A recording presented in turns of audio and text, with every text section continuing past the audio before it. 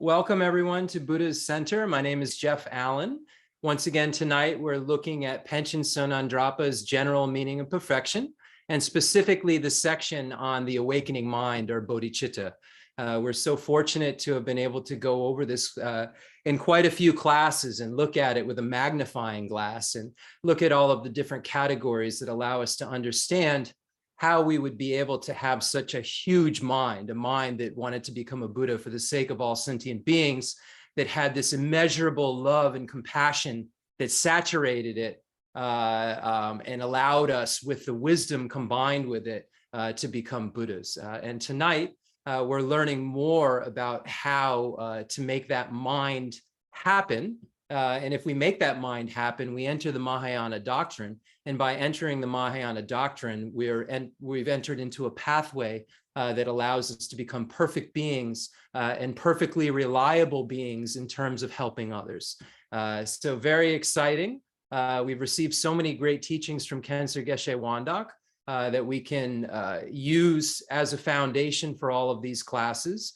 But Panchen Sonandrapa's general meaning of perfection has such a beautiful outline that I think that you all would agree that it gives us just such a great opportunity to understand this in a more vast fashion than we normally would. So without further ado, let's get started by setting our body motivation and mind motivation.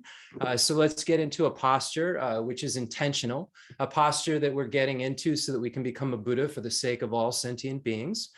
We've discussed this posture many times. It's called the 7-point Rakana posture.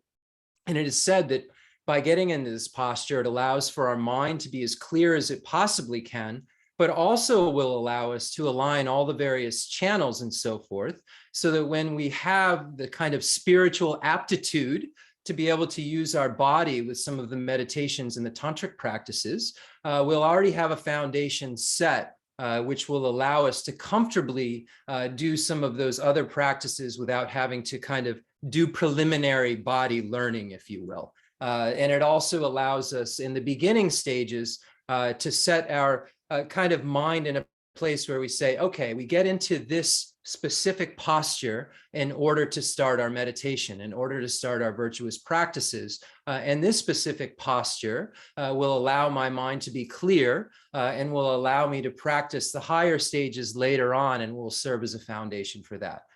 So with that being said, let's get into this posture. First, starting with the legs, we get them into the closest to Vajra posture we can. If it has to be a half lotus or just cross-legged, our feet on the floor, that's fine. We do whatever we can within our physical abilities, but if we have limitations, don't allow that to kind of make our mind depressed or upset.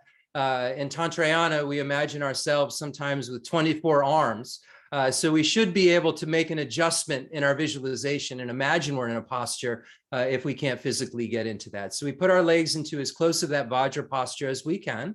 We put our hand right on top of the left with our thumbs touching, making a diamond into our lap comfortably, with our kind of arms bowed out in a comfortable fashion though. Our shoulders comfortably sitting with our back straight like a stack of coins. So we have our legs, our hands, our back straight, vertebrae like a stack of coins, and our shoulders comfortable. We have our head slightly tilted forward with our eyes slightly open at a 45-degree angle. And then we have our mouth in a comfortable position with our tongue touching the top with it right behind our teeth. And we leave our mouth comfortable. And we have our posture like this, and we have our eyes slightly open because we want to keep any external distractions out that we can, but also keep ourselves from going into a place with our eyes closed where we would normally relate to being asleep. So we leave our eyes open in a squinted fashion. And once we get really, really good at meditation, all of those physical sense consciousnesses will shut off because the objects of observation of our meditation are dealt with in the mental consciousness and not in our sense consciousnesses.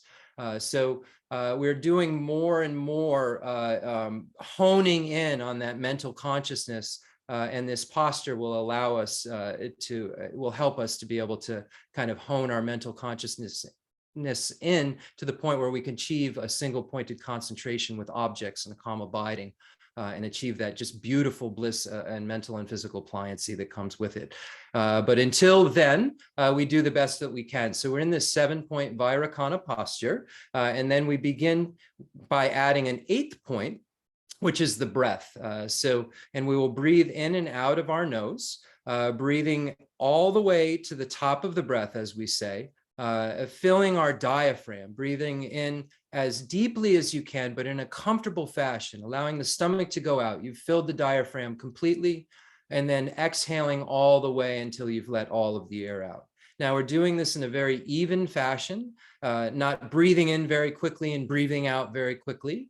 That would make us dizzy. We're not doing it so slowly that we feel like we're gasping for breath. We're trying to keep the breath in a very comfortable, flowing fashion, but taking it all the way to the top and all the way out. And as we exhale in our minds, we say 1, and then we get to the next round, and we say 2. So for now, what we're going to do to try to get our minds to a more neutral place so that we can start building virtue, so that we're not thinking about the things we came in here with that we're attached to, that our minds are drawn to. We're not thinking about the things that we came in here that we have aversion to, that we try to push away, and we have so much anger around. We're trying to get our minds into a more realistic place from which we can build a motivation of virtue and engage in spiritual practice. So let's begin by breathing in and out. And trying to focus only on our breath and counting the breath. If our mind strays from the breath and from the counting, then we hopefully through the spy in our mind of introspection catch it, and then mindfulness brings it back to the breath, because that's what we're supposed to be meditating upon. And we see, how high in numbers we can get to, and that kind of tells us how distracted our mind is or isn't.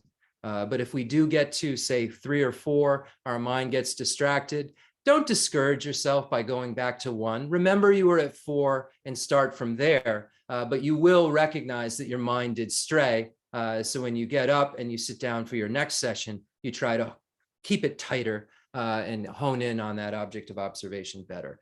So we're trying to improve each time that we sit down on the cushion, improve our mind's ability to focus in on an object, whether we're analyzing it and we're allowing our mind to move, or we're trying to hone specifically in on one specific object and not allowing our mind to move off of that and not analyze anything. We're going to need this skill. So we're going to breathe in and out for a moment. And just for anybody who's new, we will be adding after 30 seconds or so, just kind of getting our mind to a neutral place, the object of observation of Buddha Shakyamuni.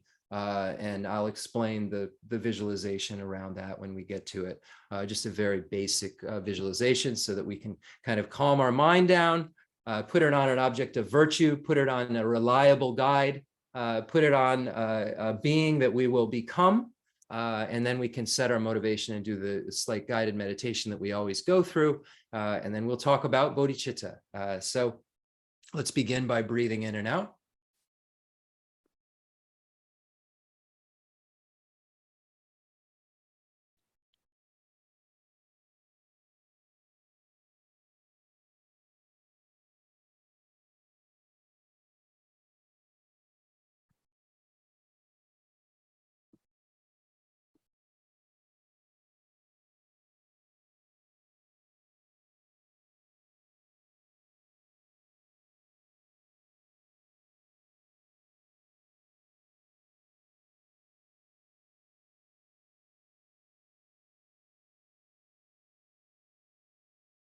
Now in the space in front of us, about 2 feet away, eye level, about thumb size, maybe 2 inches or so, imagine Buddha Shakyamuni, or whatever meditation deity you usually use. Buddha Shakyamuni glowing and radiant, a light body, not a normal body we would normally think of with blood and organs and bones, a perfect diamond body. Imagine that with great clarity. Imagine Buddha Shakyamuni is very bright.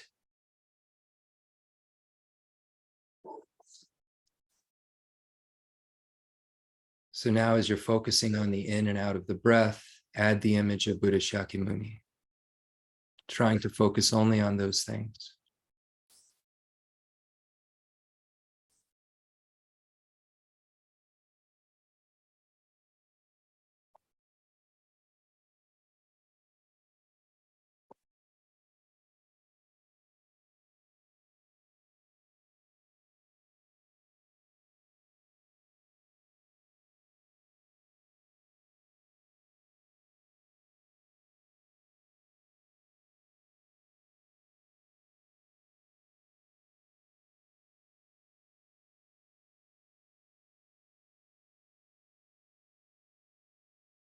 Now let's think about what initially drew us to Buddhism.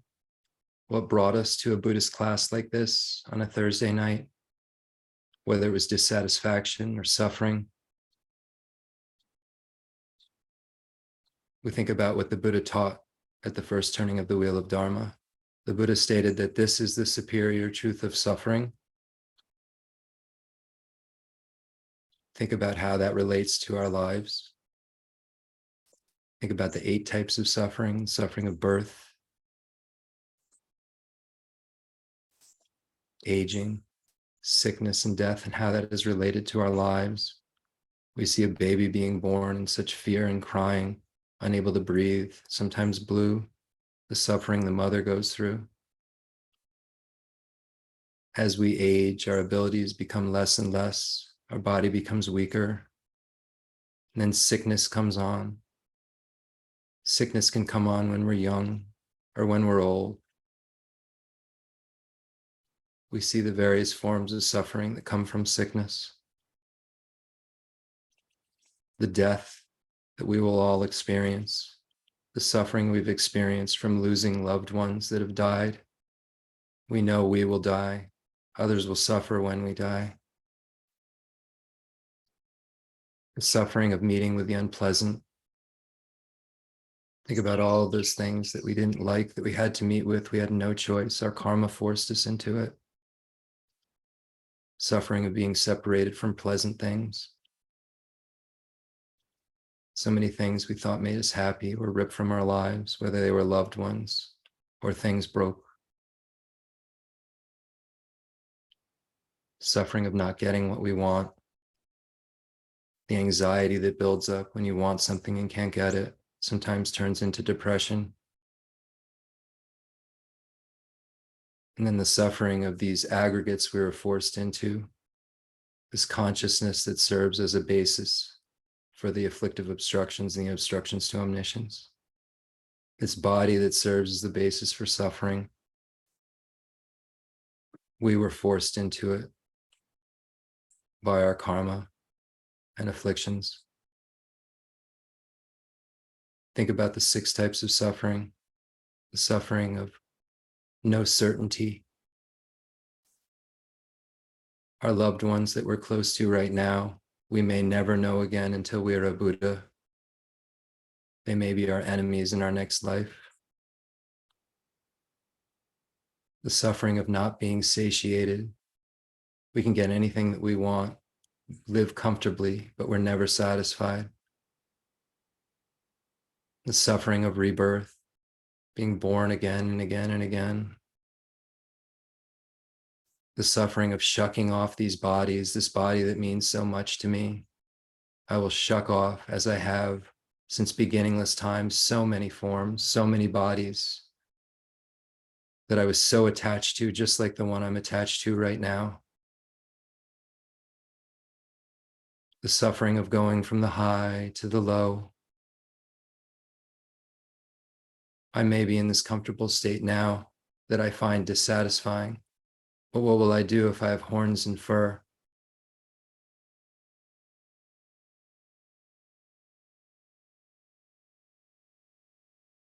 Who will be there with me? The suffering of not having any companions.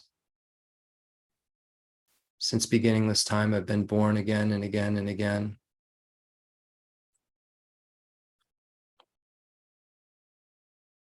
Different beings have come in and out of my life. I felt that our relationships were so secure and strong. All it took was for me to stop breathing in whatever form I was in, or for my karma to not allow me to be wherever I was any longer. And I'm ripped away from those that I thought were my only companions. We have the suffering of suffering that is so manifest.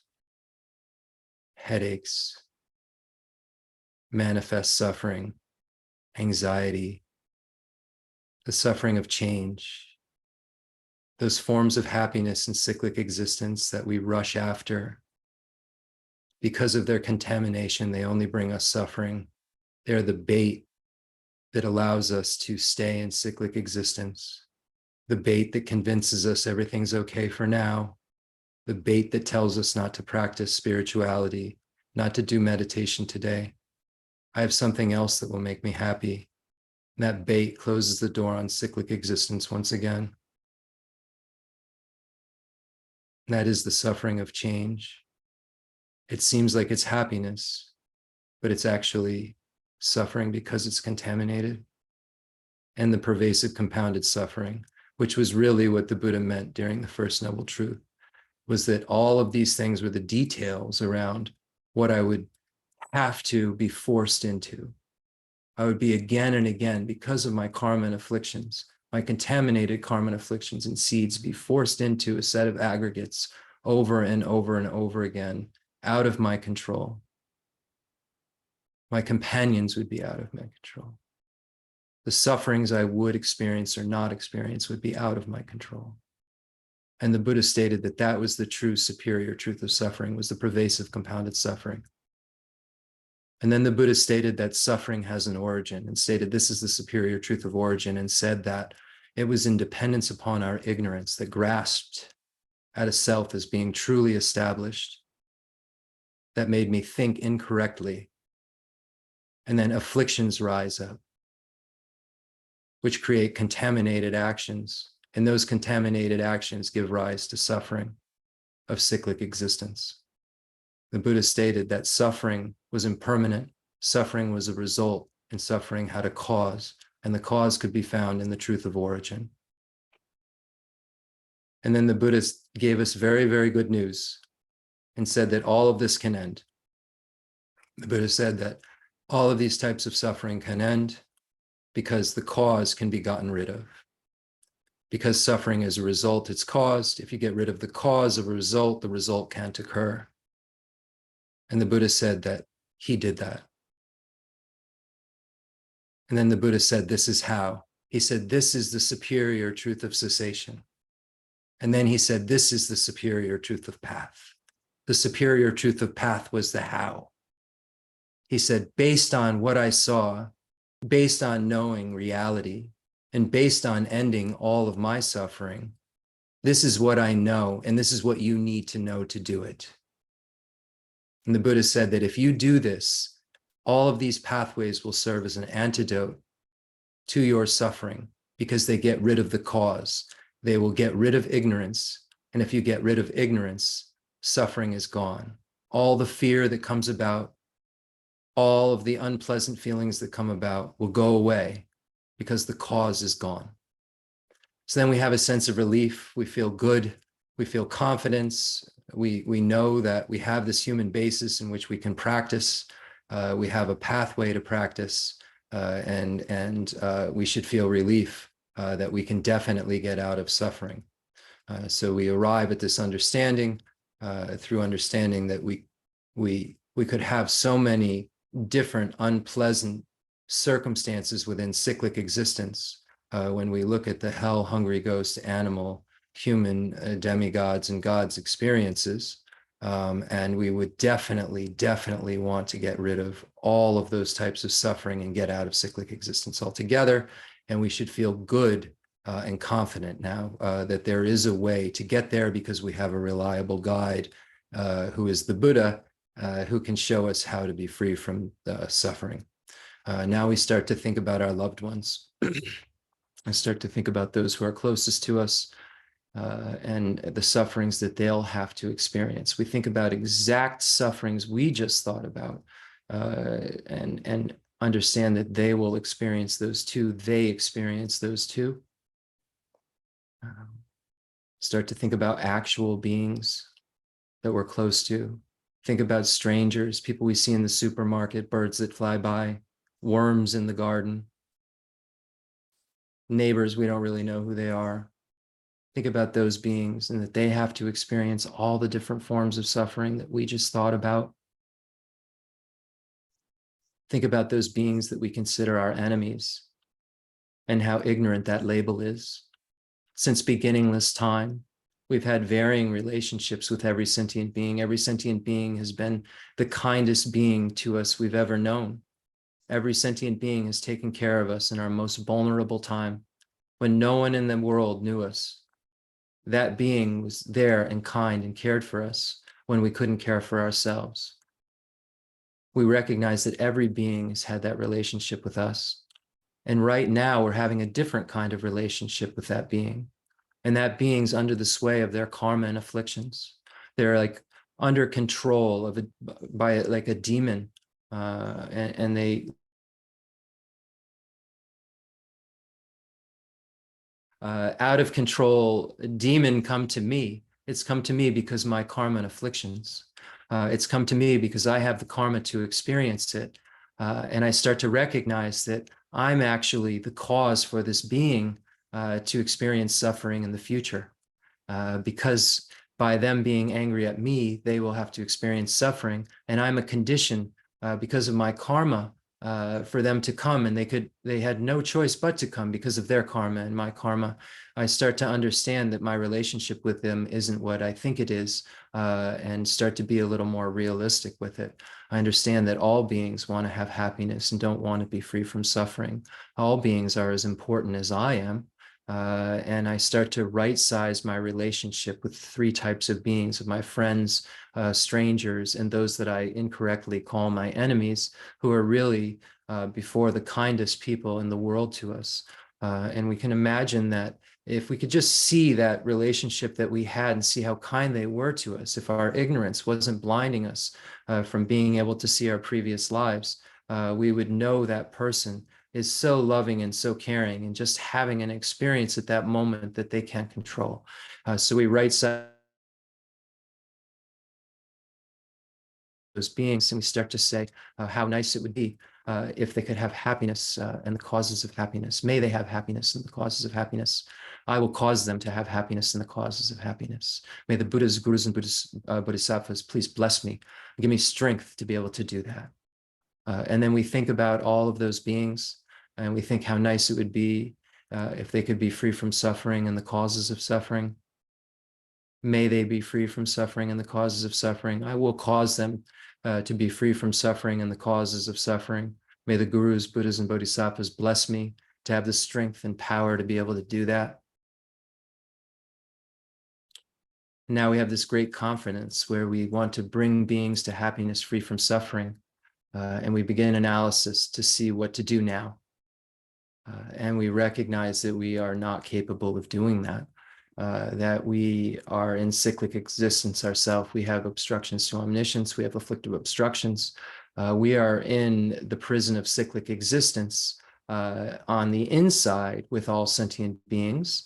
We aren't on the outside with a key that can help them get to think about who is the being that has that key, who is the being who can clearly help all sentient beings. And we recognize from our earlier studies that it's the Buddha. The Buddha is the most reliable guide. The Buddha is omniscient. The Buddha has caring for others, the ultimate love and compassion for others. And the Buddha has the power to help all sentient beings. So the Buddha is motivated to emanate to each and every sentient being to help them in whatever way they need help within their capacity to become Buddhas the quickest way possible. So I recognize I don't have those qualities and I must become a Buddha for the sake of all sentient beings. So from here on, all duties that I do, all studies that I do, all prayers that I do will be dedicated to becoming a Buddha for the sake of all sentient beings. So I can be the reliable guide for all sentient beings, so that I can show all sentient beings what suffering is truly what the origin of suffering is truly, what cessation of suffering is truly, and what the path to that cessation is truly. So in all my endeavors, may I do them in order to become a Buddha for the sake of all sentient beings. I'm attending this class tonight to become a Buddha for the sake of all sentient beings. I'm about to recite the Heart Sutra to become a Buddha for the sake of all sentient beings. I'm imagining all of the meanings of all of the prayers that we're doing to become a Buddha for the sake of all sentient beings. So with that in mind, imagine that in the space in front of you, all the gurus, Buddhas, and Bodhisattvas are assembled, and we see Khensur Geshe Wangdak and His Holiness the Dalai Lama, and any other lamas that we have. We see Geshe Aga and Geshe Dorje Damdu and Geshe Lobsang Gompo, and Dema Locho Rinpoche and Lama Zopa Rinpoche, all these holy, holy beings. Imagine the beings of the profound view lineage with Manjushri and Nagarjuna and Chandrakirti and Aryadeva and Buddhapalita and Shantideva. Imagine all of the great holy beings from the extensive deeds lineage of Maitreya and Asanga and Vasubandhu and Dharmakirti and so forth. Imagine Atisha is there. Imagine Drontompa is there. Imagine all of the Lamrim lineage beings are there. Imagine the deities of the highest Yoga Tantra are there, the deities of the Yogic Tantra, the deities of the Performance Tantra, and the deities of the Action Tantra, and all the Dharma protectors. Just imagine they're all in the space in front of us, and they're so happy that we're here and engaging in virtue. We're engaging in something that will make us become Buddhas. All the gurus, Buddhas, and Bodhisattvas have one goal, and that is for us to become Buddhas. All of their works are for us in order to be as happy as we possibly can. And the highest happiness is Buddhahood, and they see us engaging in something that will cause that, and they're so happy. So we imagine all of them. Khensur Geshe Wangdak, we can all remember him smiling so radiantly. Imagine he's so happy that we're continuing these teachings, and he's just full of just immense building bliss. So now imagine that in front of us. Now imagine in all around us, and we can imagine that we've led them, each and every one of them, here by the hand, or that we've invited them and they magically appear. But imagine that all beings are all around us, all beings who don't have happiness, and all beings that are not free from suffering, all beings that, for instance, have the various types of suffering that we just meditated on. So we imagine they're all assembled around us, the hell beings, the hungry ghost beings, the animal beings, human beings, demigods, gods, and just imagine them as real as you possibly can. So think about actual beings that you participate with in your life when you're doing this visualization. Kamala Shila says in the middling stages of meditation that we really get nowhere until we imagine real beings in our meditation and build it and make it bigger and bigger and bigger until we have the ability, because of our realizations, to see all beings there. So now we can see the ones that we know and can imagine, and then we can do the add-ons as far as imagination goes, because we have the descriptions in the Lam Rim. We know what these other beings that we can't see could possibly be like, and we have to believe there's suffering much, much larger than we can imagine that goes on. And we say we can't imagine someone who has to boil all the time, but then we see a lobster boiled, right? So we can imagine that suffering being experienced for at least some time. So imagine that being longer and longer and longer. There must be places, right, where people experience and beings experience suffering greater than what we can see with our eyes. We can't be so filled with ego to think that there aren't things that we can't see and beings that we can't see that are much higher than us or much lower than us. So we begin to think about all of those beings and imagine that we've led all of these beings here to this teaching tonight. So now we see all the gurus and Buddhas and Bodhisattvas in the space in front of us suddenly fill with bliss. They're so happy, much, much happier than we've ever seen or imagined them. And the reason they're so full of bliss is because all sentient beings are here doing what they need to do in order to become a Buddha. And that's all the gurus, Buddhas, and Bodhisattvas care about, is that sentient beings are engaging in the things that make them into Buddhas. So now imagine that an immense bliss starts to just saturate the merit field. So now imagine that yourself and all sentient beings around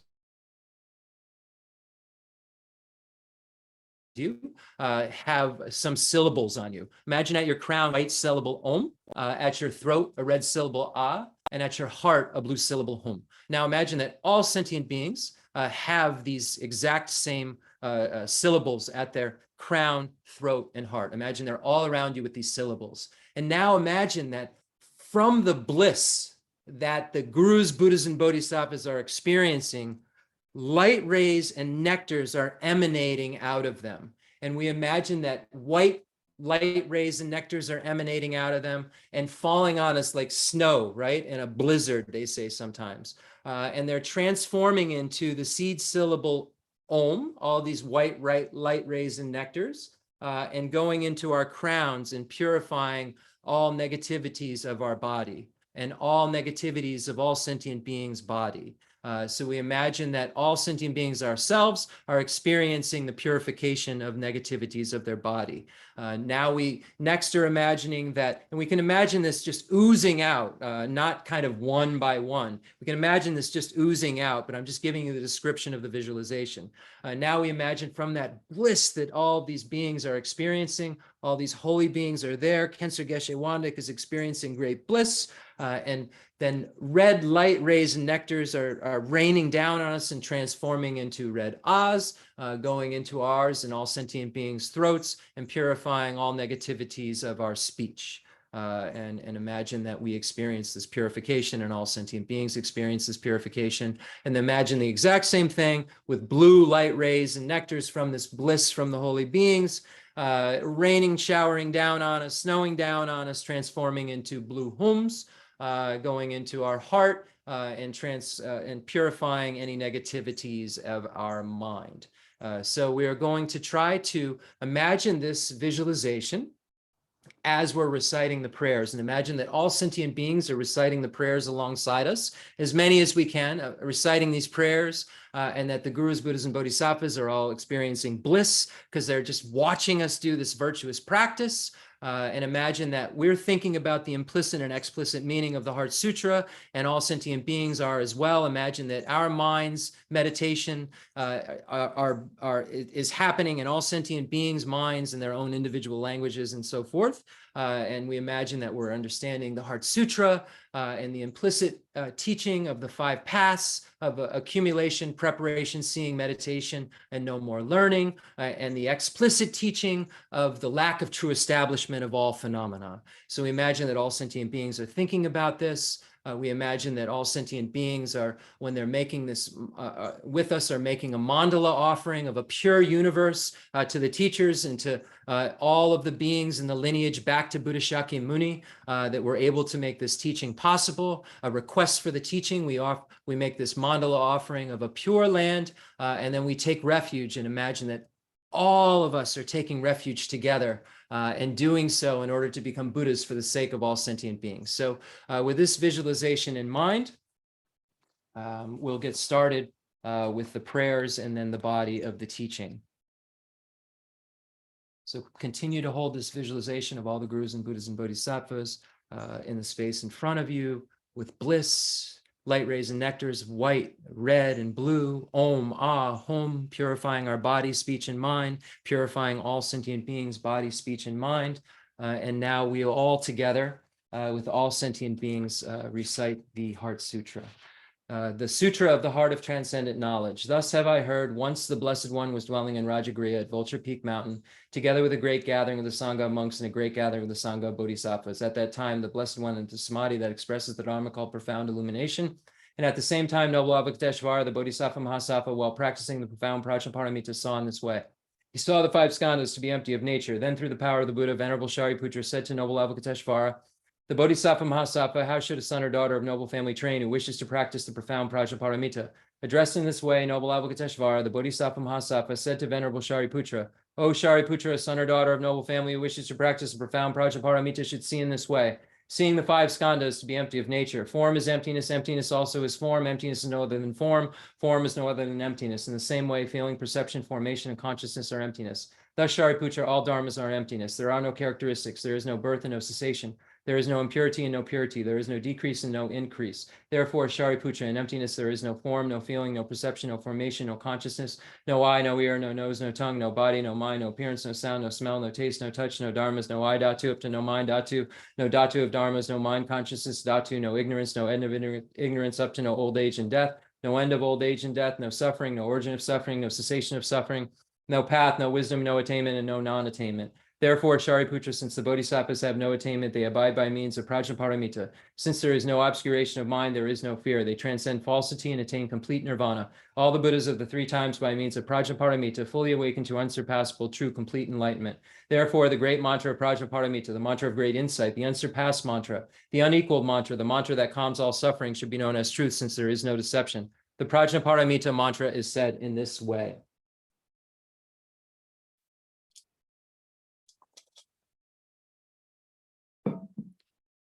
Deyata Om Gade Gade Bara Gade Barazam Gade Bodhi Swadhyata Om Gade Gade Bara Gade Barazangadi Bodhi Swadhyata Om Gade Gade Baragade Barazam Gadi Bodhi Swadhyata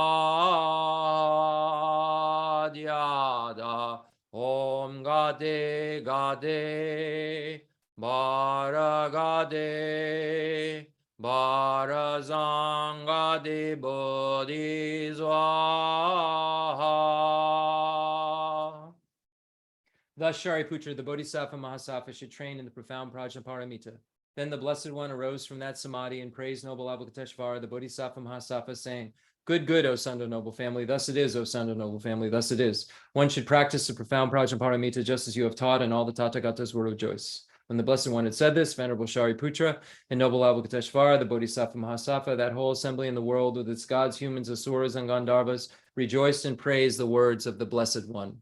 Kala jube ne jodamba ne ngoje do junga yi do do jen juba bola ma yi bo jenzi ne zongandro zola jadze lo ga zamara da jandara zamara be ga.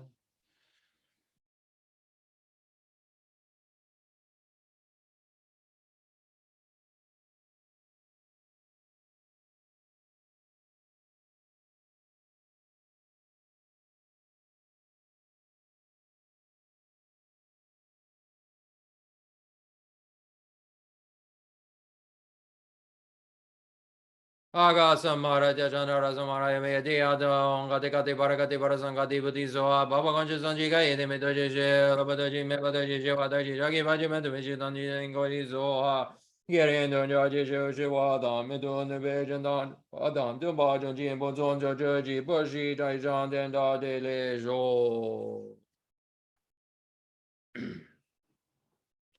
Fundamental ground is scented with incense and strewn with flowers, adorned with Mount Meru, the four continents, the sun and the moon. I imagine this as a Buddha land and offer it. May all sentient beings enjoy this pure realm. Holy Lamas High, wrap the sky of your Dharma bodies in massive clouds of knowledge and love, and let them pour upon the earth of your disciples as we are ready, a shower of rain, the teachings deep and wide.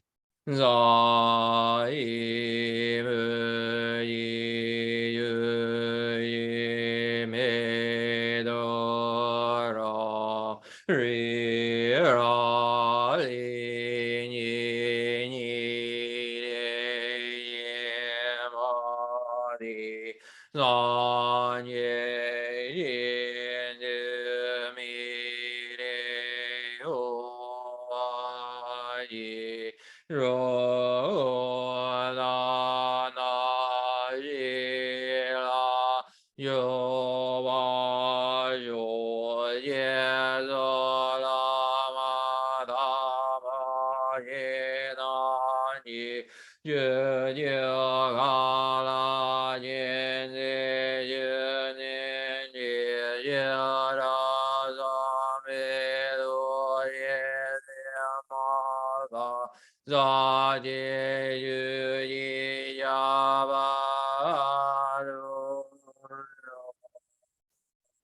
send forth this jeweled mandala to you, precious Guru.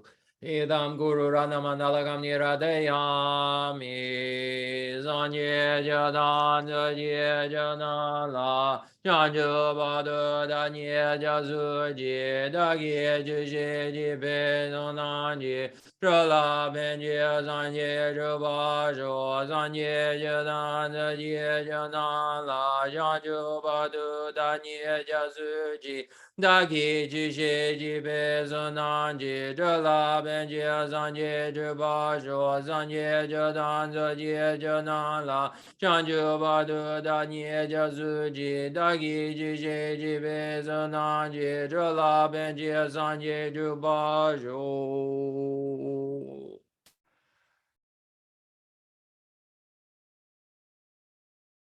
The one who is transformed into the reliable guide, motivated by altruism to benefit sentient beings, the teacher, Sugata and protector to you, I make prostrations.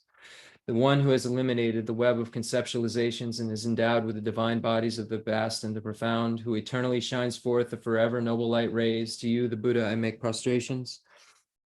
Inspired by wisdom and compassion today in the Buddha's presence, I generate the mind of full awakening for the benefit of all sentient beings. May this teaching be heard and understood in the language of all sentient beings.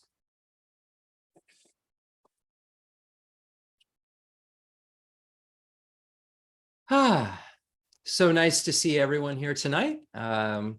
Once again, looking at Bodhicitta, Panchen Sonandrapa's general meaning of perfection. We go through the outline and see it. We have basis, which we've already gone over, causes, which we're going over right now. And then we have nature, divisions, and then benefits. So we have these 5 divisions of Panchen Sonandrapa's general meaning of perfection.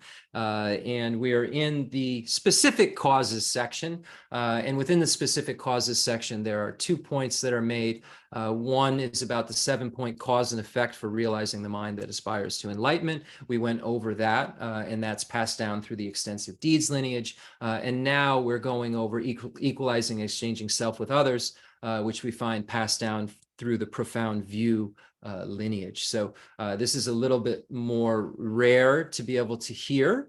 This wasn't given publicly like some of the other teachings on bodhicitta previously.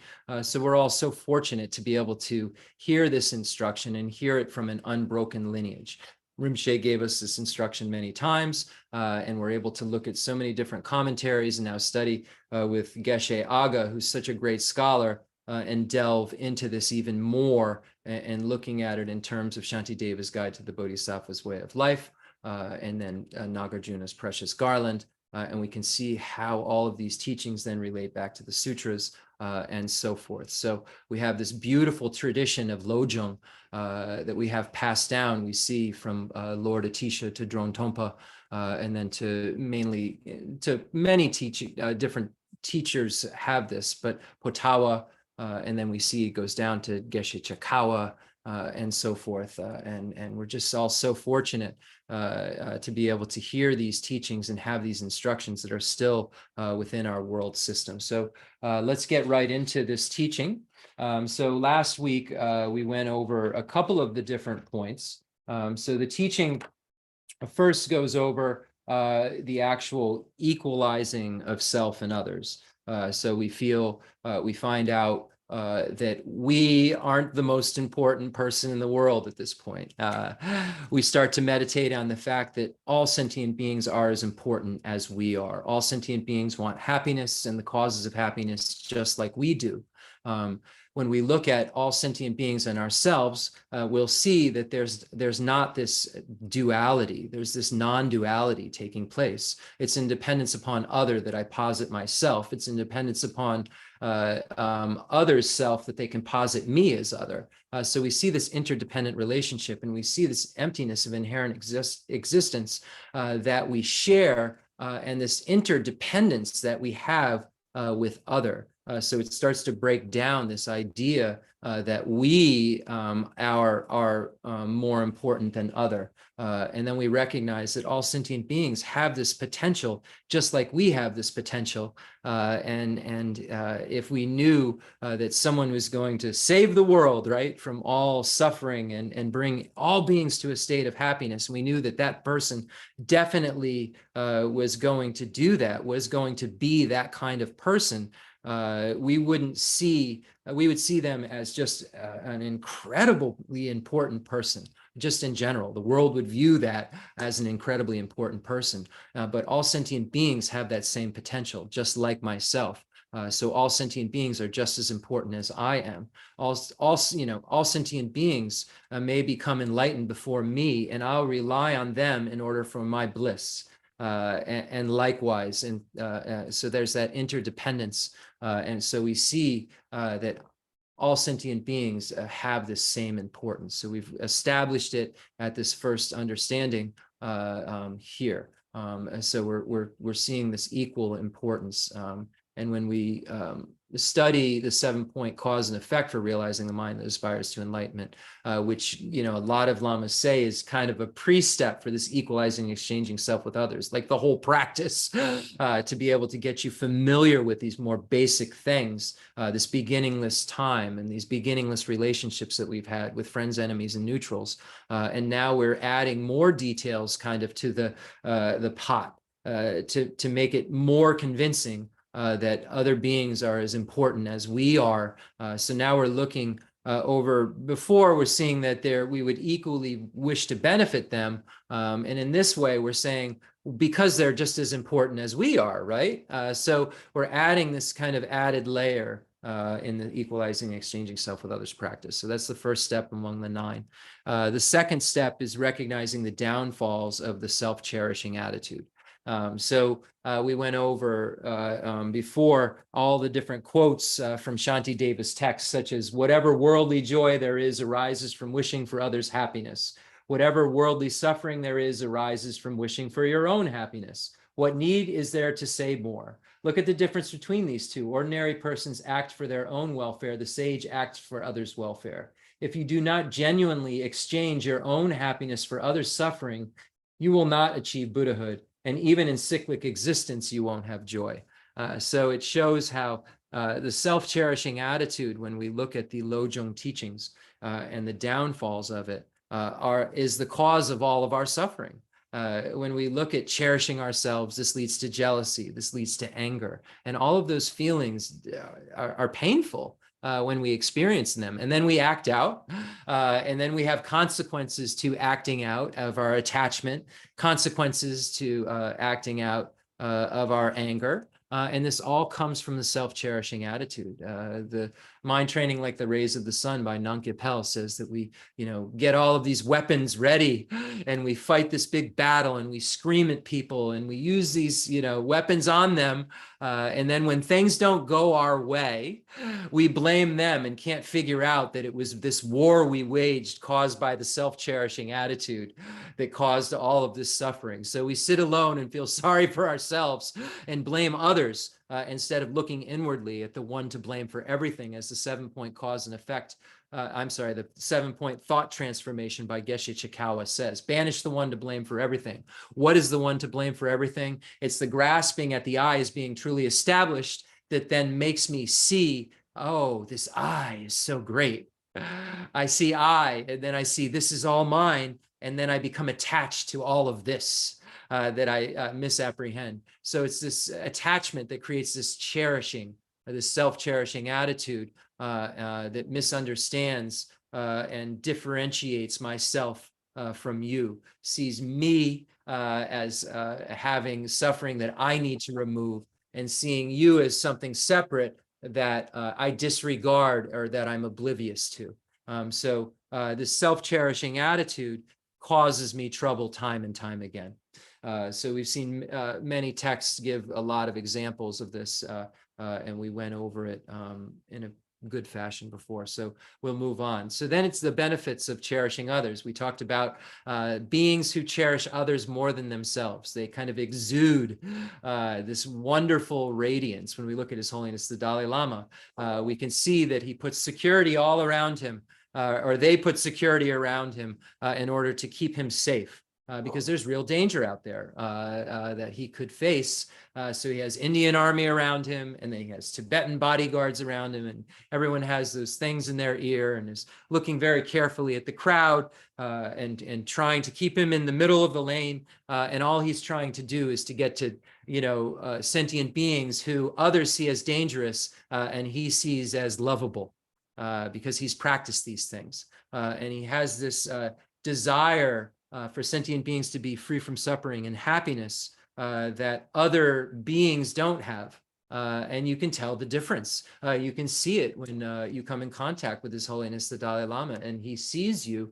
You can tell there's this immense loving concern that he has for you and that he cares so much about you. And that's because he's engaged in this mind that cherishes others.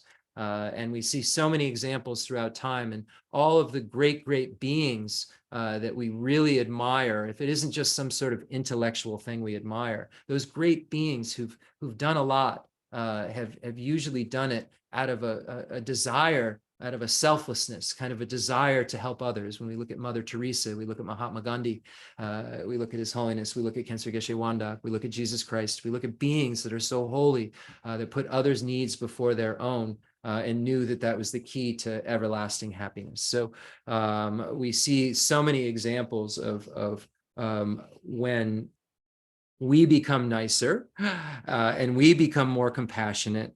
Doesn't it seem, as we become more spiritually grounded, at times that those things that were so awful to us don't seem to appear as bad as they were? And it's almost like, wow, did the whole world change when, I went and did some spiritual practice? No, I changed a little bit.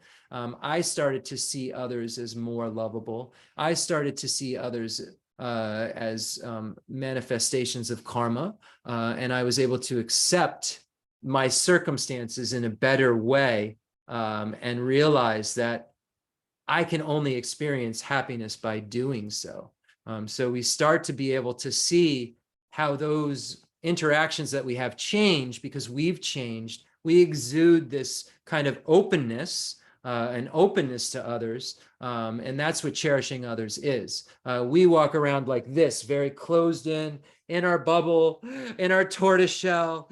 Please don't get inside. Okay, I'll let you and you and you and you inside, but nobody else please come inside. This attitude that cherishes others is so open.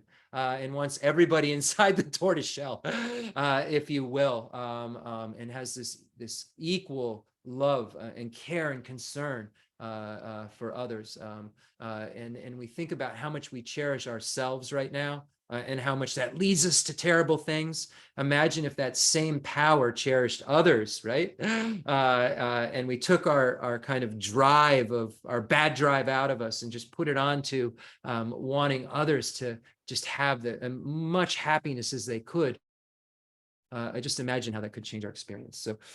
So that's the next step. And then we get into the giving and taking practice. And this is called Tonglen, the famous Tonglen. We've arrived there. And you can see how, imagine, being brand new to Buddhism and thinking, okay, this is the introductory topic, Tonglen, giving and taking.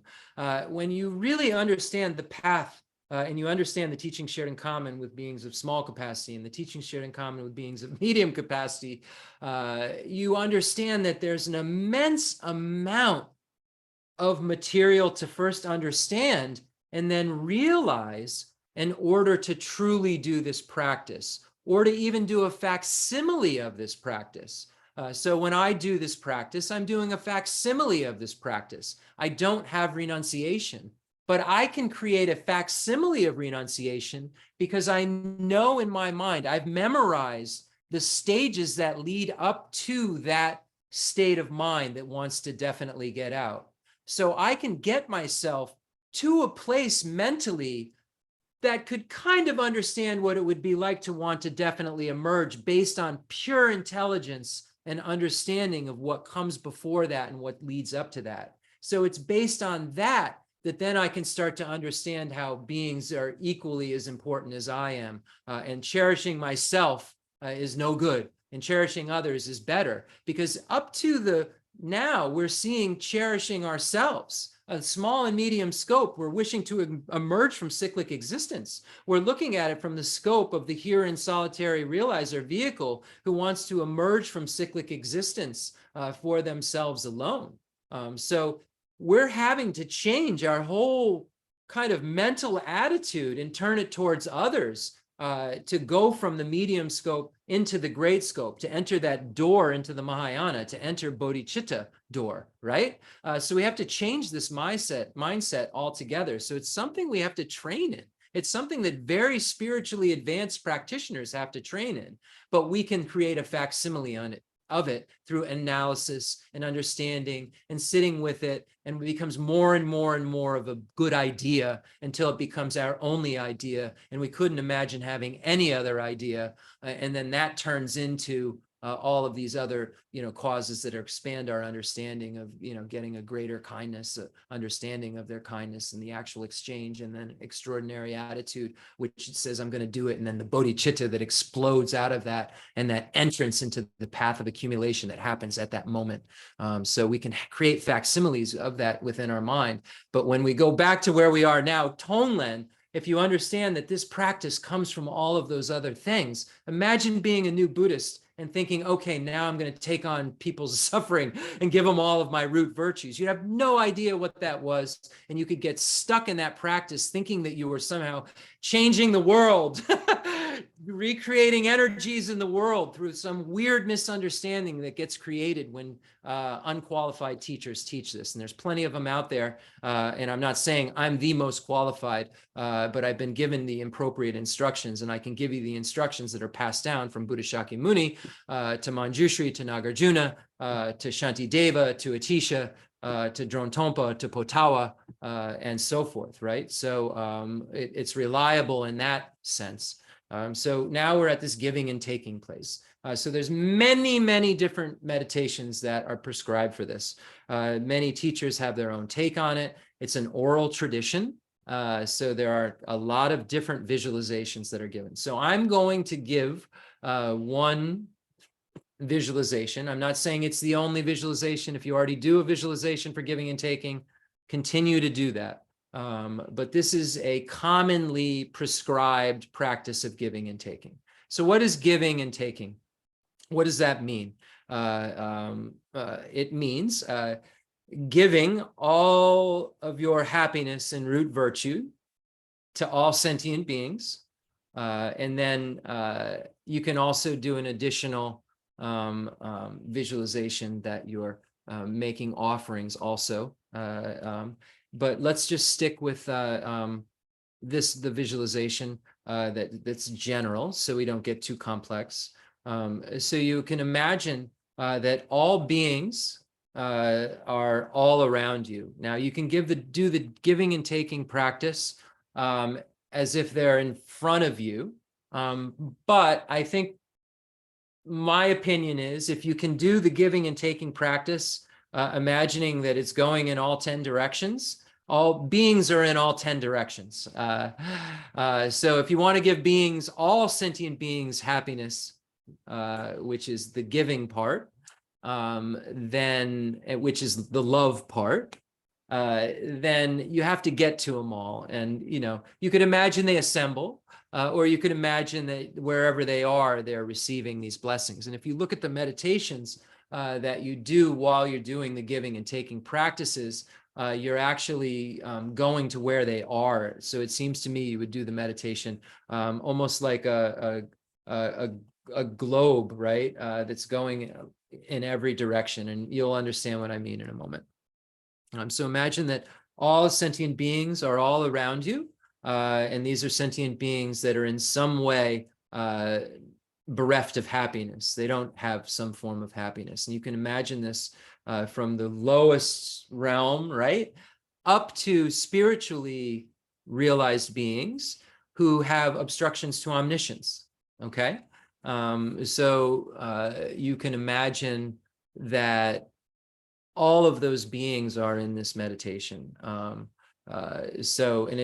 you're not trying to be arrogant. You're just trying to make sure that your object of observation is all sentient beings. You don't want it to be a lesser vehicle practice. Lesser vehicle practitioners have immeasurable love and compassion.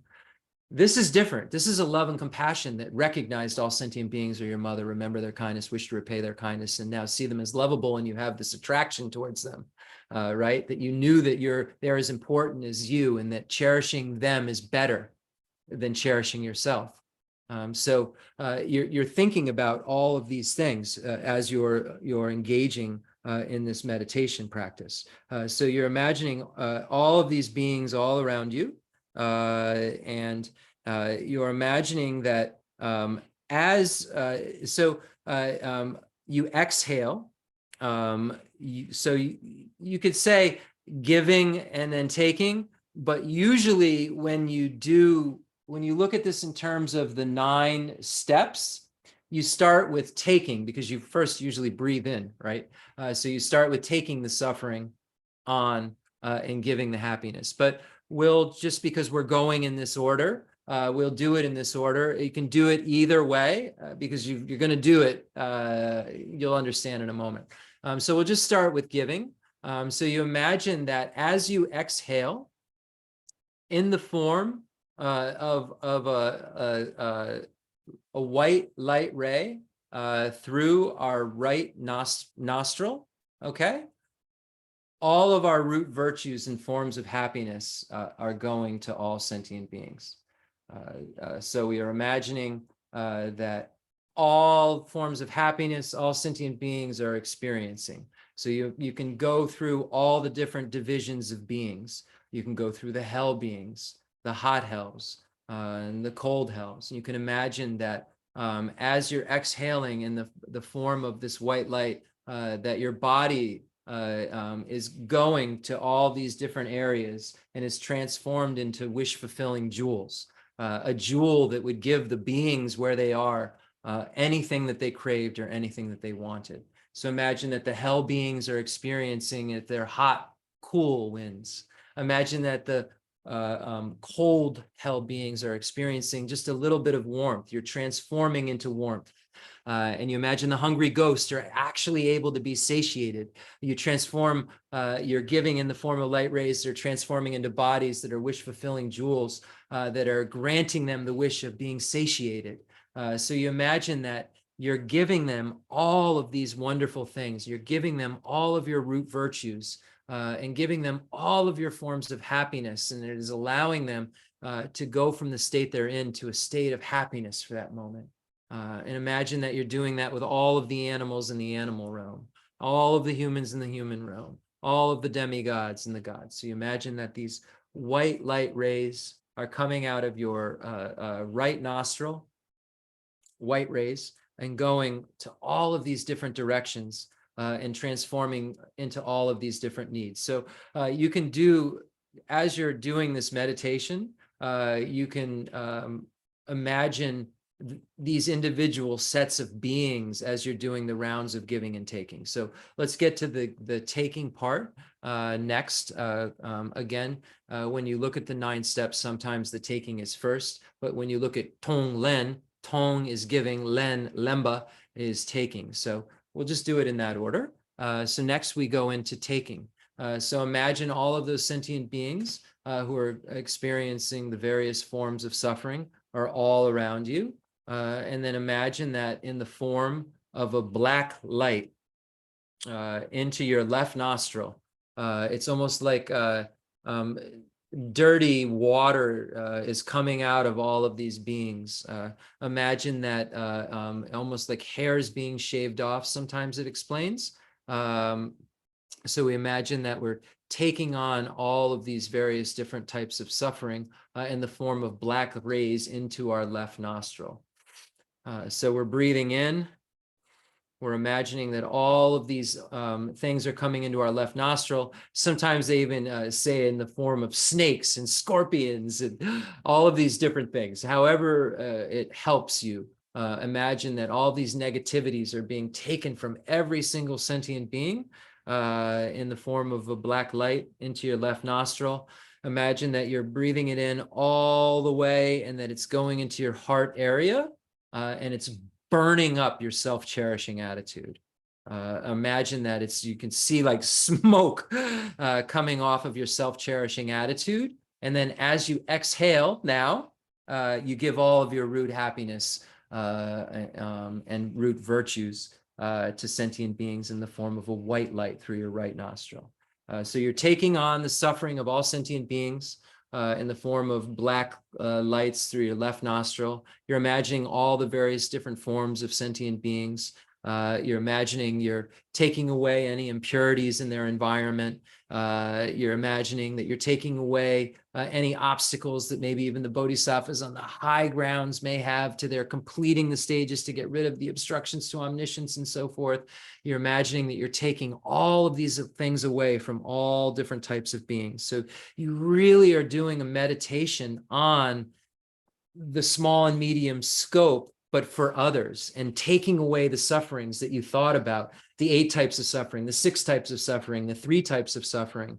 And you're imagining that the suffering of the afflictive obstructions, the obstructions to omniscience, you're imagining that all levels of those suffering are being taken away. You're taking them on, and they're burning away your self-cherishing attitude at your heart. And then as it's burnt away, this enormous amount of love is generated in the form of this white light, and then gives happiness and bliss to all of these different beings. And you can imagine that all of the different offerings are being given when you're giving out all of the white lights and happiness.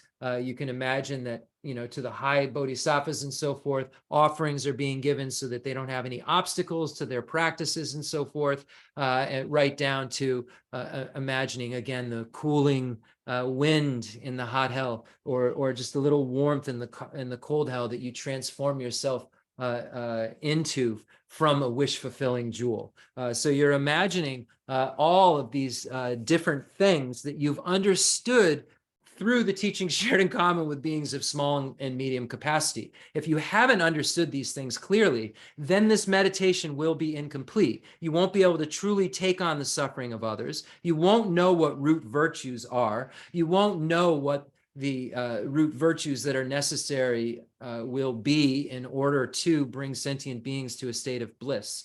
State of bliss can only be achieved through Buddhahood. So when you're giving this immense amount of white light and happiness to sentient beings, you can imagine also that the transformation takes place right at the final end of the breath, where they become Buddhas. They become enlightened in their various forms. And then you can go back and forth with this giving and taking. This is really something that you have to practice, that you have to build upon, that you use your friends, you use your enemies, you use your neutrals. This isn't a practice that you do on beings that are on the planet Mars over on Pluto. This is a meditation that you do on the beings, just like you did on real beings in the 7-point cause and effect for realizing the mind that aspires to enlightenment. So it's very important that you always use these common advices to be advices for these other teachings as well. And we can see very clearly that Kamalashila and Lama Tsongkhapa feel it's so important that we use real beings in our meditations, and we can add to them, right? We go to the supermarket, take a mental note. I remember that guy who was pushing the cart. We can make him, he's a neutral. I don't really know who he is, but we can add that person into our meditation, and then it becomes more and more real, and then it becomes bigger and bigger and bigger. The point of this is for our mind to become bigger and bigger, to become more loving, to become more cherishing, to be able to walk into the supermarket as if and be like the Dalai Lama walking in, and nobody's really sure why this person is so special, but they clearly are. And if they were to sit down and talk with you, you could tell them why. So this is the kind of being that we want to transform into, a reliable guide that has the qualities that others want to possess. And the Buddha is the ultimate being that has those qualities, because the Buddha, motivated by compassion, left the palace, right, in order to seek out the highest way to help sentient beings. Went through a couple of different teachers who brought him to the limit of what was known in the world at the time to help sentient beings with. The Buddha was unsatisfied, and then came to understand this middle way path, which required both wisdom and immeasurable, infinite love for all sentient beings combined in order to be achieved, in order to become the most reliable being in the universe that could truly help beings, that could truly then be a protector, be our refuge. And we can transform into that refuge. We can transform into that Buddha, but the only way that we can do so is by following the graduated stages of the path, by understanding what we learned on Sunday, is that we have to sit down and meditate on things in a very specific way. We need to abandon excitement. We need to abandon lethargy and laxity and all of those negativities that come into our meditation.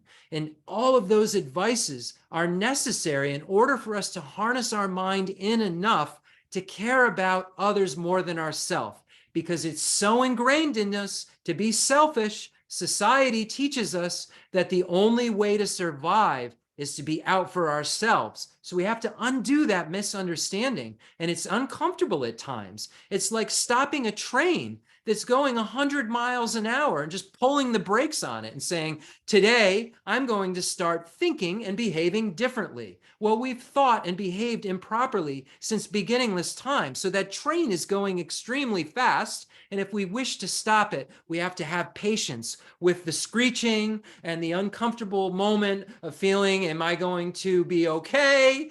This train doesn't seem to be stopping. I don't seem to be making any progress. It doesn't seem like it's really working. And we have to have the foundation of all of this analysis to be able to be patient. Because if we don't understand what all of this means, this will be a fad for us. We'll think it's great for now, but when it becomes too hard or some other things become more interesting, or we've learned what we can learn to our kind of filled capacity, like our cup's full of information, and we haven't achieved any realization because we really haven't properly looked at this in terms of graduated stages, we'll run away from the teachings and maybe not come back until how many lifetimes later? Will we have to go to hell? Will we have to be a hungry ghost? Will we have to be a stupid animal? Or can we become a Buddha in this lifetime like Milarepa did by relying upon a teacher? And those are the things we have to ask ourselves and understand. This isn't something that we can take like a buffet and take what we like and leave the rest. We have to take what's given to us in the order that it's given to us. And as I said before, finish what's on our plate and then move on to what our next experience is. But until we've finished what's on our plate, until we've realized the things at a preliminary level and have a foundation in them, even if it's just a facsimile of it, even if it's just kind of a fake it till you make it, at least we know it enough to fake it so that our practice can then develop into the real thing. And that's what the goal of all of this is. It's to develop into a spiritual practitioner on the inside, not walk around acting weird, putting on a whole bunch of medallions and bracelets and crystals suddenly because we're into Buddhism. Knowing on the inside we're having transformation, and people will notice around us when we start to have more love and more compassion and we act more realistically because we're more wise. People will realize it. We don't need to tell them. We don't have to announce to the world that we're a Buddhist and that we're a spiritual practitioner. If we're really doing it, just like those who witnessed the Dalai Lama, people will recognize it. We don't have to toot some kind of horn and trumpet because that's the exact opposite of abandoning the self-cherishing attitude. That's just polishing our ego and saying, my precious little self, there's no one better than my precious little self. And that's only caused us to suffer since beginningless time. So does anybody have any questions about where we've come to up to this point? We can do a more detailed giving and taking meditation, but I wanted to just give you a foundation of an understanding. Sometimes when you're doing giving and taking, let me give you some of the other points around it real quick that you may hear. Sometimes when you're doing giving and taking, first in the commentaries it says don't use the breath. Just do the visualization of taking on the suffering and giving happiness. Then the visualizations that then include the breath, we usually see left nostril taking in the white, right nostril, Left nostril, taking in the black, the suffering of sentient beings. And then through the inhale, left nostril, black, suffering, sentient beings, inhale. Right nostril, exhale, white light, giving all of our love, giving all of our happiness to all sentient beings. So taking is compassion meditation. Giving is love meditation. Taking on suffering, may all sentient beings be free from suffering and the causes of suffering. That's compassion meditation. That's taking meditation. Giving meditation is love meditation. May all sentient beings have happiness and the causes of happiness. So when we say, may I be a cause for them to have happiness and the causes of happiness, this is it. We're doing it. We're trying to. we're trying to. May I be a cause. I'm giving them my root virtues and my happiness. May I be a cause for them to be free from suffering and the causes of suffering. I'm causing it. I'm taking on their sufferings. So this transforms our mind and gets us to a place where we can eventually learn how to teach sentient beings to free themselves from their sufferings and bring themselves to infinite happiness, infinite bliss. By us leading them by the hand and leading them, and we're reliably leading them by the hand. We're not leading them into a place that's maybe not Buddhahood. It's maybe some strange thing we've come up with. We're leading them by the hand to Buddhahood because we're creating the stages that will only produce that enlightened being we will become. So sometimes when you're doing the breathing in, they say, you don't do any nostril work. You imagine that the white, as you're inhaling, I'm sorry, the black rays as you're inhaling, and the dirty water and snakes and goblins and ghosts of suffering enter as you're breathing into all of your pores and all of your being, and then just demolish your self-cherishing attitude. And then you imagine that your whole being is giving this love through all of your pores. So sometimes you'll see that meditation as well. But the common one you'll hear, and there is a connection to channels and so forth, is using the nostrils, placing the two astride the breath, the 7-point thought transformation says in Geshe Chikawa's text, using the breath and using this alternation of giving and taking, and the understanding of taking on the suffering in the left nostril and the black ray, and giving a happiness in the right nostril through a white ray. So we'll do a little bit more ornamenting on that next time. Anybody have questions?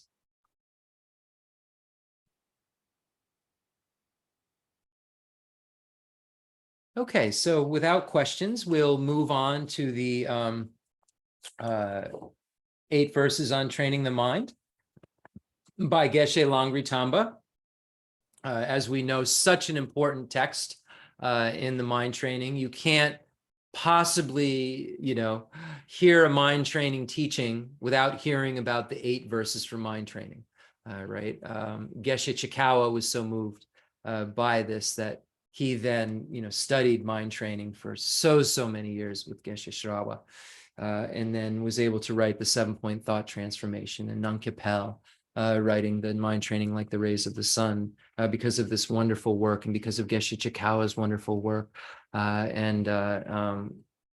Yeah, so we're so fortunate. So fortunate to have this in our lives. The 8 verses on training the mind by Geshe Langritamba. With the determination to accomplish the highest welfare of all sentient beings, who surpass even a wish-granting jewel, I will learn to hold them supremely dear. Whenever I associate with others, I will learn to think of myself as the lowest amongst all, and respectively hold others to be supreme from the very depths of my heart. In all actions, I will learn to search into my mind, and as soon as a disturbing emotion arises, endangering myself and others, I will firmly face and avert it. I will learn to cherish ill-natured beings and those oppressed by strong misdeeds and sufferings, as if I had found a precious treasure difficult to find. When others out of jealousy treat me badly with abuse, slander, and so on, I will learn to take all loss and offer victory to them. When the one whom I benefited with great hope unreasonably hurts me very badly, I will learn to view that person as an excellent spiritual guide. In short, I will learn to offer to everyone without exception all help and happiness directly and indirectly, and respectfully take upon myself all the harm and suffering of my mothers. I will learn to keep all these practices undefiled by the stains of the 8 worldly concerns, and by understanding all phenomena as like illusions, be released from the bondage of attachment. So again, imagine all sentient beings around you reciting these prayers together, all the gurus, Buddhas, and Bodhisattvas full of bliss, emanating nectar and light rays and so forth. And now we're doing a Thanksgiving dedication mandala offering. So thank you for the teaching and for this lineage.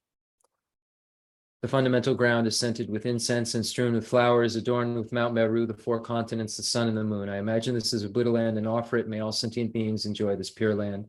I dedicate whatever virtues I've collected for the benefit of the teachings and of all sentient beings, and in particular for the essential teachings of Venerable Losandrapa to shine forever. I send forth this jeweled mandala to you, precious Guru.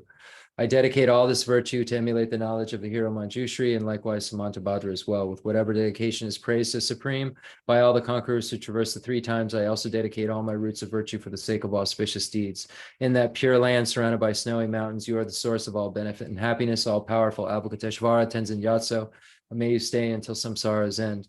I pray that we may never be separated from Khensur Geshe Wangdak in any of our lives, whether we meet with him or her in the emanation body in this kind of world, or when we become Arya Bodhisattvas and we meet with him or her in the Pure Land, and we can receive teachings from the enjoyment body, may we never ever be separated in any of our lives from this holy being, and may we become Buddhas for the sake of all sentient beings and help Khensur Geshe Wangdak free every sentient being from the state of suffering.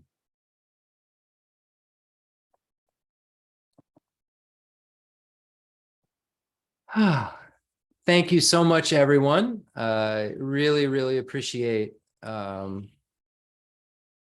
just being able to, hold on. I really appreciate being able to do this over and over and over again, and have those who are interested in hearing it. And I know Khensur Rinpoche would be so happy that we're continuing to do this in the fashion that we're doing it in a very, very clear fashion, going through it with a magnifying glass. So I just want to say thank you for listening to this, and I hope that it has some impact on your minds and it can somehow change you to make you more of a Buddha-like being. Because as I said earlier on, I don't know, TikTok or Instagram, better humans become Buddhas. So I appreciate all of you and thank you for all of your contributions to making this possible. Have a wonderful, wonderful week, and we'll see you on Sunday.